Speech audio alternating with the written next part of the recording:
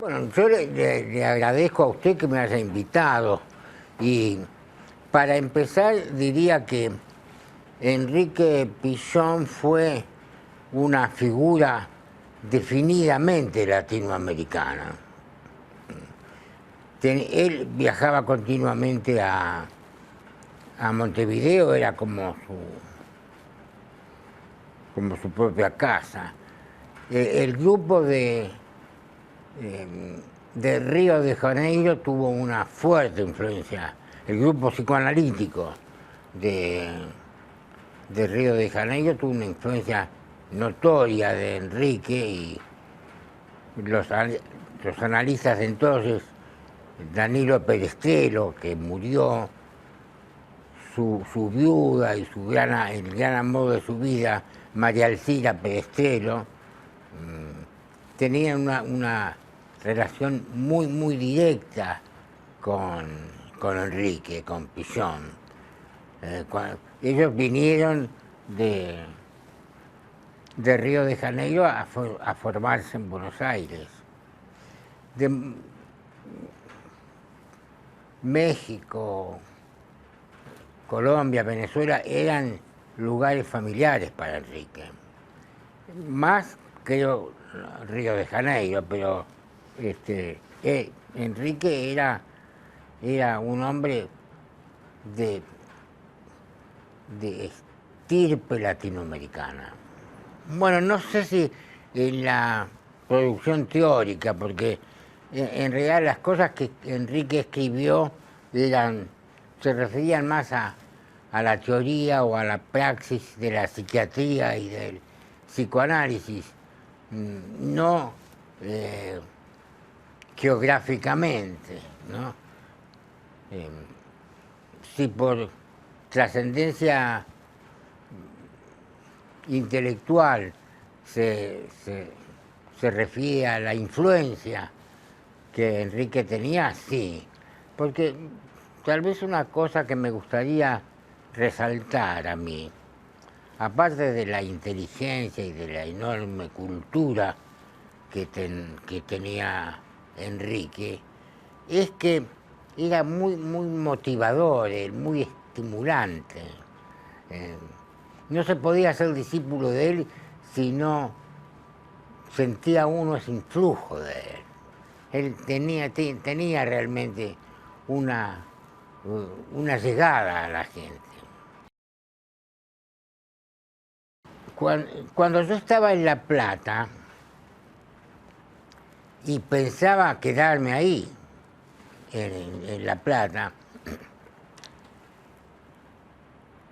tomé contacto con Enrique. En realidad, el primer contacto que yo tuve con él fue epistolar, porque cuando él era presidente de la Asociación Psicoanalítica Argentina, de la APA, yo me enteré de la existencia de la asociación y le escribí a él sin conocerlo para nada, y él me contestó enseguida. Yo le preguntaba cómo tenía que hacer para hacerme o formarme como psicoanalista, y él me contestó, y entonces yo vine acá a Buenos Aires a verlo, y desde esa época ya el vínculo con él fue sumamente intenso, sumamente entrañable. Yo venía en esos años a la clínica de la calle Copérnico. Yo no fui alumno de Enrique en el hospicio, ¿no? Como lo fueron Blecher o Fiasquet o los Barallé, que entre paréntesis a los Barallé él los mandó a Montevideo, ¿no? Esa era la influencia de Enrique, ¿no? Y entonces yo viajaba de La Plata a Buenos Aires y escuchaba las clases que él y todos los grandes analistas de ese momento dictaban en la calle Copérnico. Yo viajaba de La Plata a Buenos Aires los sábados para escucharlos. Y ahí él se interesó mucho por mi formación. Él dijo alguna vez que le interesaba porque yo no era de Buenos Aires, porque yo era de La Plata. Él me aconsejó, me orientó,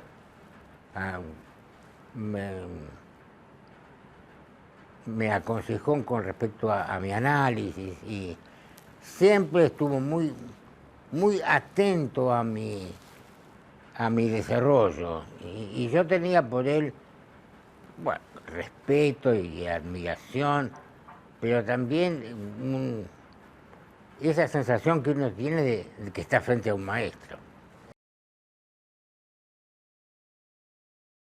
El empalme del psicoanálisis con la psiquiatría, eso me lo enseñó Enrique, sí.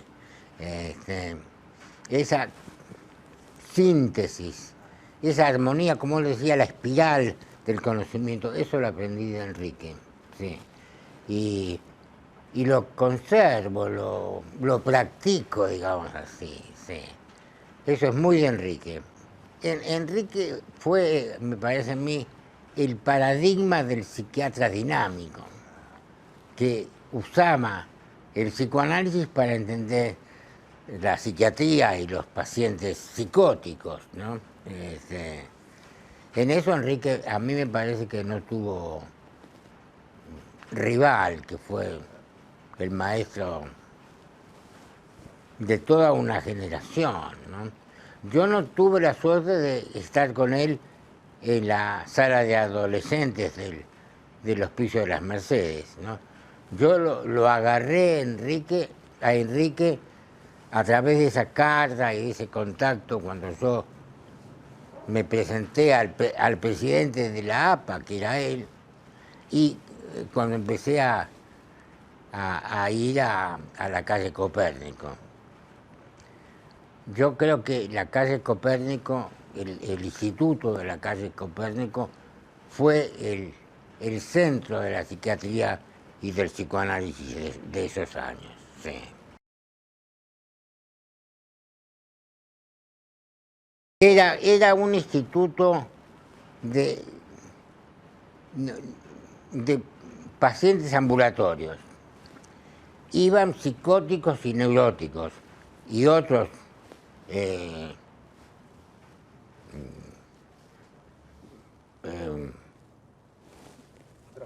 sí, otras patologías. Sí. Por ejemplo, el mayordomo o el portero del instituto era un ex paciente de Enrique en la sala, que tenía una enfermedad de Gilles de la Tourette, que se había mejorado enormemente. Y en el instituto, en la clínica, se atendía una gran cantidad de gente y había un grupo enorme de colaboradores y de discípulos de Enrique que atendían a toda esa cantidad enorme de gente, ¿no? Ahí estaba Blecher, Lieberman, Resnick, Salomón, Omoña y Resnick, como decíamos nosotros. Estaba Álvarez y Toledo, Rebe Álvarez y Toledo, Elena Everson y Janine Puget eran secretarias administrativas del instituto. Después se hicieron psicoanalistas, dos grandes personas. Bueno, Enrique leía todo, era un hombre de una cultura realmente sorprendente. Para decir algunas cosas de Enrique, yo creo que a Enrique, Freud y Melanie Klein, por de pronto, eran sus caballitos de batalla en esos años. Fairbairn era muy estudiado en esos años. Me acuerdo que un año, en esos años, me despedí yo por las vacaciones de José Blecher y de la mujer de Lili Blecher, y ellos me dijeron, este verano lo vamos a dedicar a Ferrer. Es decir, que Ferrer tenía un peso muy grande en el pensamiento de Enrique. Después la evolución hizo que más se inclinara el grupo por Melanie Klein que por Ferrer. Enrique, bueno, leía todos los clásicos. Gessing era como el hermano de Enrique. Keppelin, Bleuler. Todo eso Enrique lo tenía continuamente en actividad intelectual. De modo que la orientación de la clínica era muy amplia, con una base muy sólida en la clínica psiquiátrica y en la teoría psicoanalítica. Después Enrique no siguió con el psicoanálisis, ¿no? Y yo sí seguí con el psicoanálisis. Pero yo me estoy refiriendo a esos años. Después yo me fui a Mendoza de profesor, que también el que me hizo nombrar profesor fue Enrique, al fin y al cabo, ¿no? Eso nunca me lo dijo él, pero es así. Y yo como profesor lo invité muchas veces.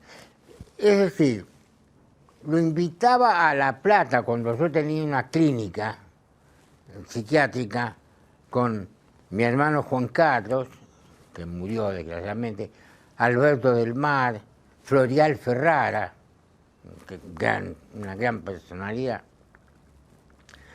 Enrique iba a la clínica a dar clases, a enseñarnos y a ver pacientes y a resolver casos difíciles. Me acuerdo un diagnóstico que hizo de una enferma que tenía una parafrenia y que consistía en que sentía latas en la boca.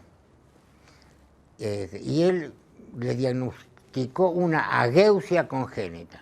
Había nacido sin sentido del gusto. ¿Cómo lo encontró Enrique conversó con ella como 3 horas.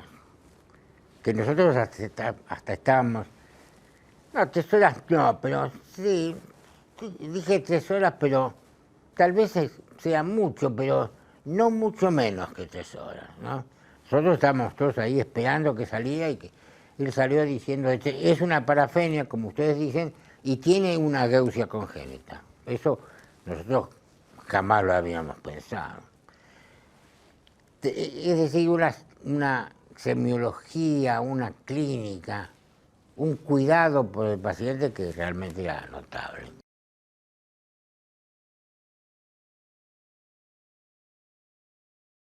Porque Enrique tenía una tendencia, hasta podría decir yo, una especie de obsesión de unificar las cosas.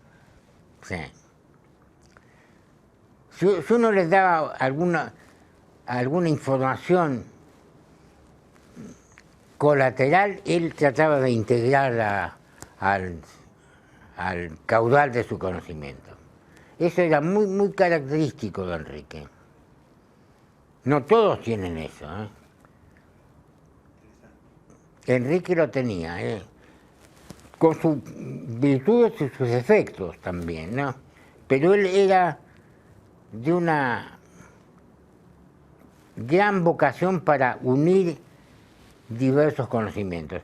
Eso él le llamaba fertilización cruzada. Fertilización cruzada. Lo que tomaba de la clínica psiquiátrica, del psicoanálisis, de la biología, de la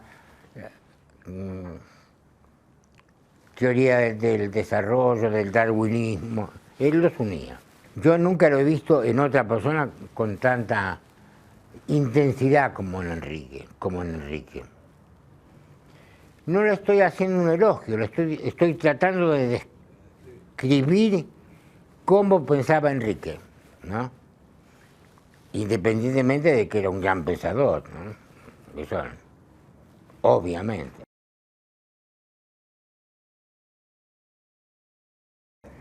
Y él pone cada vez más énfasis en la psicología social, ¿no? Y yo pienso que eso es en desmedro de la teoría psicoanalítica. Esa es la separación que yo tengo con mi maestro, ¿no?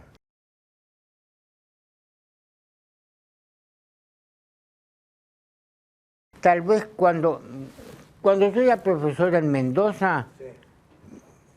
Enrique viajaba, no continuamente, frecuentemente, daba clases, nos organizaba a todo el grupo de trabajo, y en ese momento yo me sentía completamente identificado con el pensamiento de Enrique.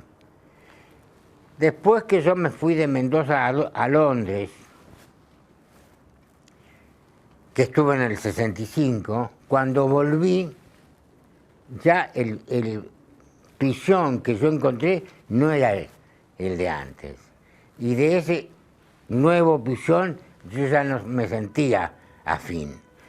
No, seguíamos siendo muy amigos y yo reconociéndolo como mi maestro, pero ya no tenía el vínculo de antes.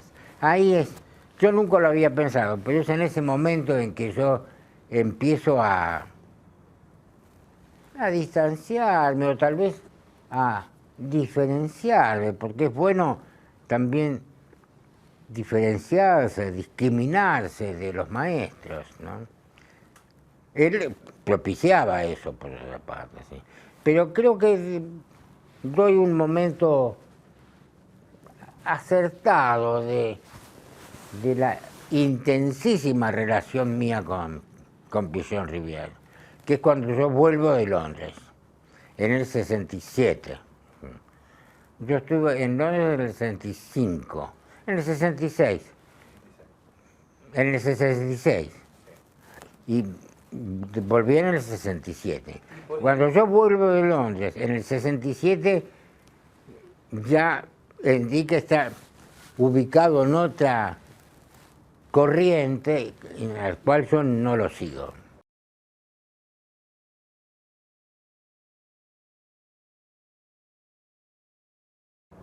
Bueno, si usted quiere, para decirlo tal vez un poco tendenciosamente y no con toda justicia, más énfasis en el medio social que en el mundo interno. Esa, yo creo que es la diferencia sustancial. El Enrique de la psicología social está más atento a la sociedad, a lo que le pasa al hombre con su sociedad. Y yo como psicoanalista más atento a lo que le pasa al hombre con su mundo interno. Eso no quiere decir que él no tuviera en cuenta el mundo interno o que yo no tenga en cuenta la sociedad, pero es el énfasis es distinto. Y si quiere que se lo diga en otros momentos, también yo pienso que los cambios que se pueden promover a partir de la relación social son menos profundos que los que vienen de la revisión del mundo interno.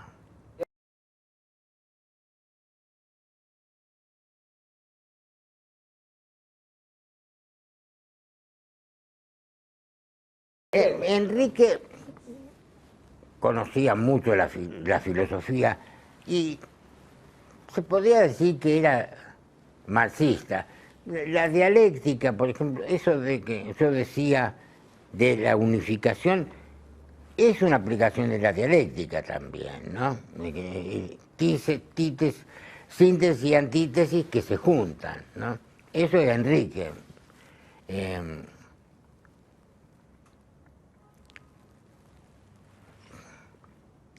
Es probable que la afinidad que tenía Enrique con el marxismo haya influido en su orientación hacia la psicología social. Es probable. Yo nunca lo he pensado, pero lo pienso ahora y me parece que es factible. José Breger siguió mucho esa línea. Una de las premisas de ese desarrollo, y que también va a contestarle su pregunta, es la revisión de la teoría de los instintos, ¿no? José revisa la teoría de los instintos y Enrique también.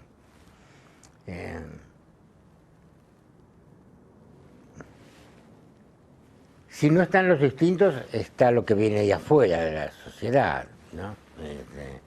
Y en ese sentido, yo creo que la orientación psicosocial de Enrique, que sigue Breger, porque Breger y Baranger y Resnick y yo somos todos segundos alumnos de Enrique, ¿no? Entonces, la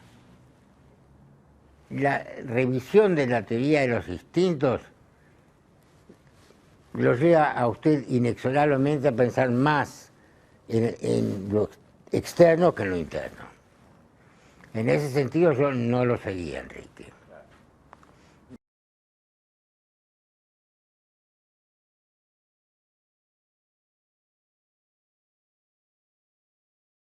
Para decir la verdad tendría que pensarlo, no es un concepto que sea familiar para mí. Sé que Enrique lo propuso, ¿no? Pero nuevamente es un Enrique del cual yo ya no soy discípulo, ¿no? Ahí es la diferencia entre psicología social y psicoanálisis. Sí. Me doy cuenta también en esta conversación, y gracias a usted, Fernando, que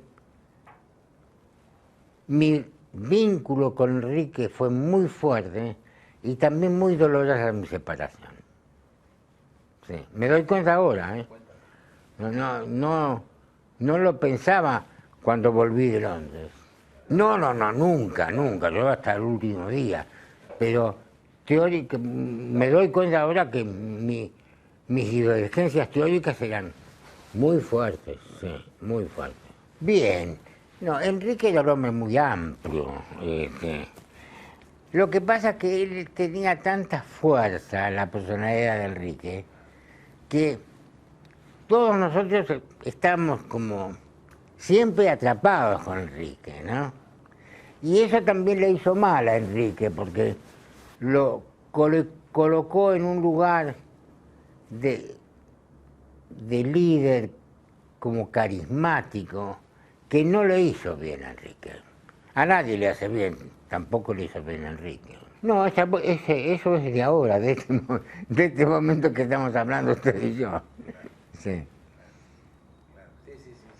En esta conversación yo realmente, y gracias a usted, he repensado muchas facetas o muchos aspectos de mi relación de discípulo y de amigo de Enrique.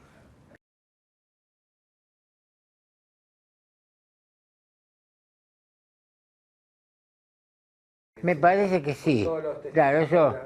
Yo tengo informes indirectos, ¿no? Es decir, Enrique era muy cuidadoso, muy tímido, muy pudoroso para decírmelo a mí directamente, pero hay toda una serie de indicios que me hacen pensar que él tenía muy buena opinión de mí, ¿no? Por ejemplo, yo estoy seguro que él fue el que me sugirió como profesor de psiquiatría en Mendoza.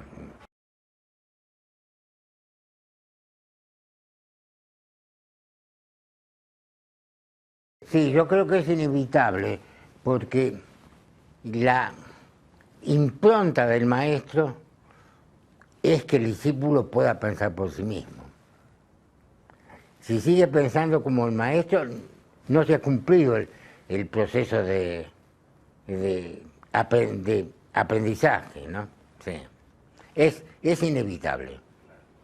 Es inevitable que el discípulo se separe con dolor de su maestro.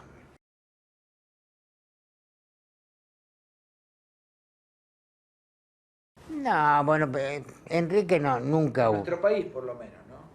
No, pero es en un país muy pequeño. Ese es un país que a Enrique Pillón le queda chico, ¿no? Enrique jamás hubiera pensado que yo, o que Brecher, o que Lieberman, porque desarrollamos un pensamiento propio, lo estábamos traicionando. No, yo creo que no. Por lo menos el Enrique que yo tengo en mente, ¿no? Enrique no promovía ese clima, ¿no? No lo promovía, no. Él era un maestro con todas las letras, maestro con mayúscula, digamos. ¿Sí? Y un verdadero maestro tiene que tener esa disposición que también está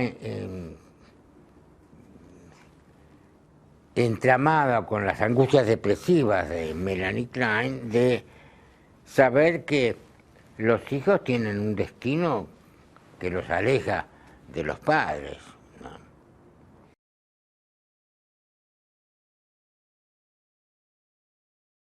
Enrique se fue inclinando cada vez más a considerar a la depresión como el núcleo del psiquismo, ¿no? Siguiendo a Glessinger y la idea de enfermedad única, ¿no? Ahí es difícil de decir, ¿no?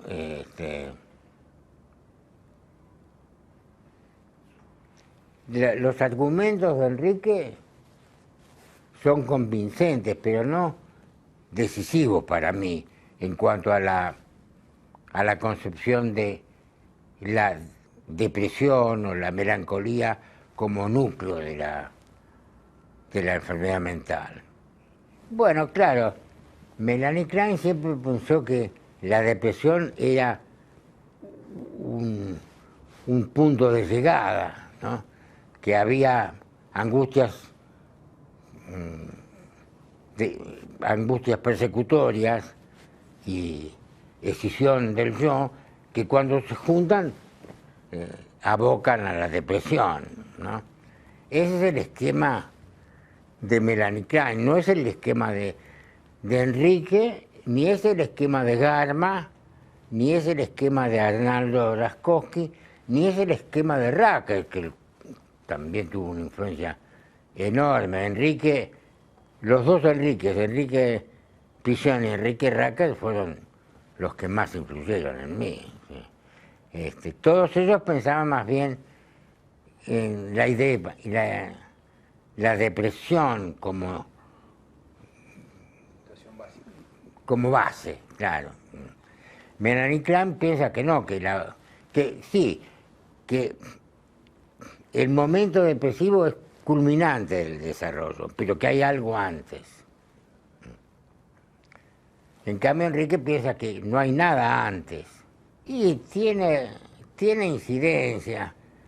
Claro que esas son esquemas, como decía Enrique también, esquemas referenciales que le permiten a uno entenderse con la realidad, ¿no? Si uno utiliza bien esos esquemas, no tienen por qué dificultarlo a uno, ¿no?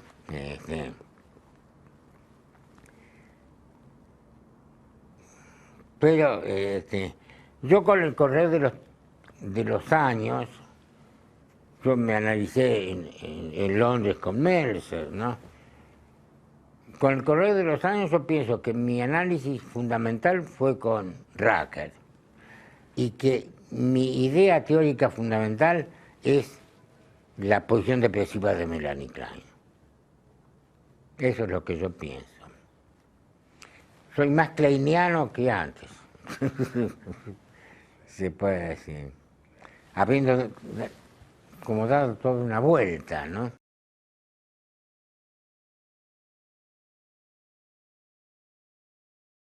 Él era muy inspirador, era del grupo pionero el que más sabía psiquiatría y tal vez el hombre de mayor cultura. Todos eran cultos y muy estudiosos, instruidos los pioneros, ¿no? Pero tal vez Enrique los aventajaba, ¿no? Tenía una inteligencia y una inteligencia superior y una cultura descomunal, digamos así, ¿no? En ese grupo todos jugaban algún papel importante. Garma, Arnaldo, Enrique, La Negra, Rucker, que venía un poco después. Todos tenían un lugar destacado. ¿Sí? El que hizo, a mi juicio, una obra psicoanalítica más importante fue Rucker con su teoría de la contratransferencia. Otros amigos míos piensan que la contribución mayor post-pisoniana fue la de Lieberman con la comunicación, ¿no? Otros piensan que es la de Grinberg con el duelo, etc., ¿no? A mí me parece que mi aporte más importante es haber insistido mucho en el aspecto de comunicación preverbal entre analista y paciente en términos de los problemas de paraverbales o preverbales. Hay algunos discípulos míos que dicen que yo creé la idea de transferencia temprana. Yo no lo creo así porque creo que es de Klein. Pero, dado que usted me pregunta en dónde están mis mayores aportes, yo diría en el estudio y en la elucidación de la transferencia temprana. Y acá tengo que decir que no solo viene la teoría de la contratransferencia de Rucker, sino también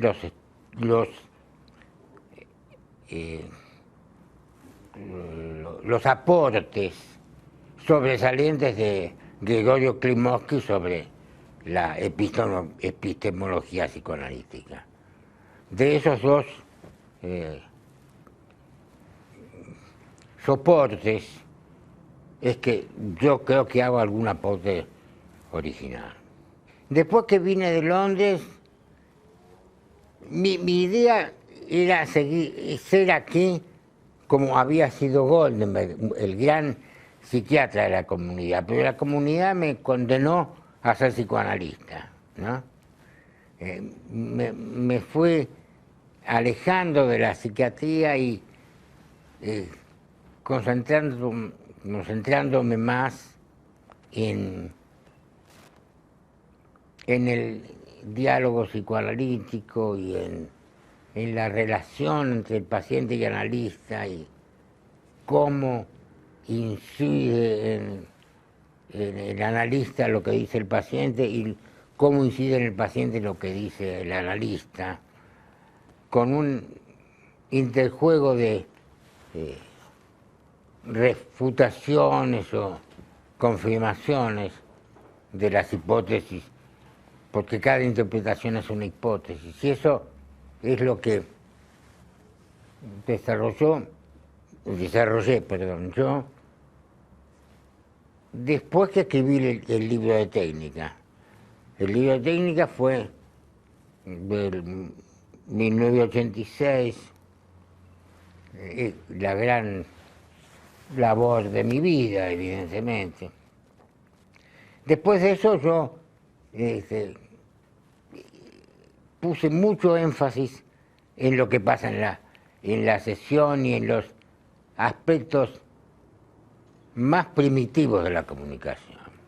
En eso creo que hice algunos aportes. El libro de técnica también es un aporte donde aparecen ideas mías, pero que el intento es de dar una visión general del mundo psicoanalítico, de cómo trabaja el analista. Y tuve, sí, es cierto, me había olvidado, fui presidente de mi asociación de APDEVA y presidente de la IPA, sí, y es un cargo importante. ¿En qué año fue presidente de la IPA? En el 1893 a 97. 1993 a 1997. Recuerdo, primero, que el poder de un presidente, y esto lo digo para todos los presidentes o presidentas del mundo, es que con el correr del tiempo el poder va disminuyendo. La segunda parte de mi mandato, mi poder era mucho menor que en el primer mandato, porque hay 2 años, se vuelve a elegir, que siempre se elige el anterior. En realidad, el presidente se elige por 2 años, pero está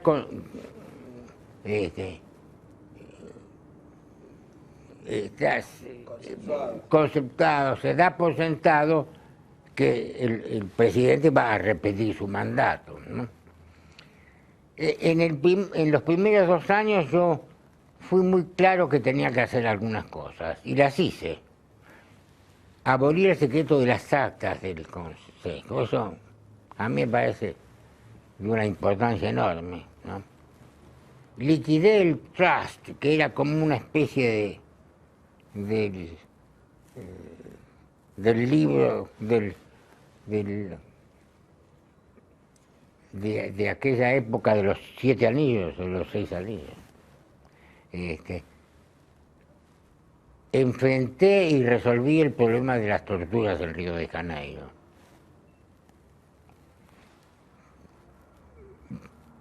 Gracias a Elizabeth Tabac de Biancheri, pude enfrentar, que era mi secretaria, y también de Ana María Andrade y Acevedo, pude resolver el problema de las torturas en Brasil, que venía desde hacía 20 años que nadie lo quería tocar. Sisman me ayudó mucho a normalizar las finanzas de la IPA.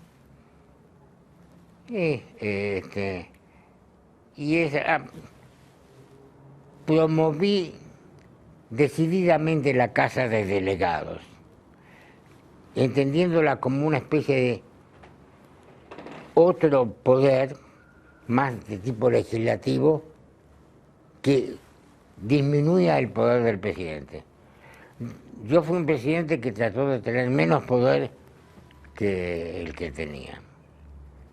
Después la Casa de Delegados, por motivos, llamémoslo así, presupuestarios, no siguió. Pero yo creo que es porque los presidentes quieren ser más poderosos que democráticos o que...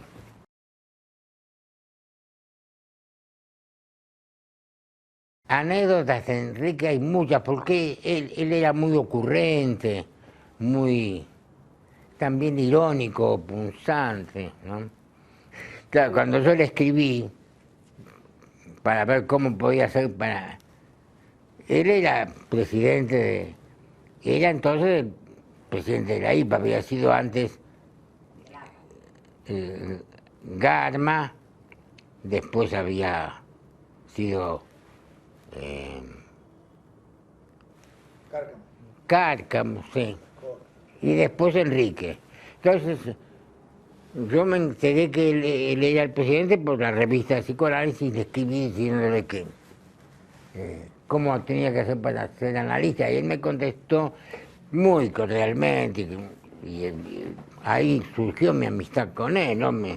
Y mi condición de discípulo. Me dijo que para ser analista había que analizarse, y a mí me parece un disparate. Dije, con ese criterio, para ser partero voy a tener que tener un hijo. Le dije yo a él y a mi mujer. Pues, es una anécdota en la que Enrique poco participó, porque él me contestó con mucha cordialidad. También puedo decir que cuando estaba en los seminarios, él era director de seminarios. Y un día me llamó y me dijo, mire, Echegoyen, usted tiene que hacer una segunda supervisión o algo así, que yo no lo había hecho. Él estaba muy atento. No, querría agregar menos, sacar más.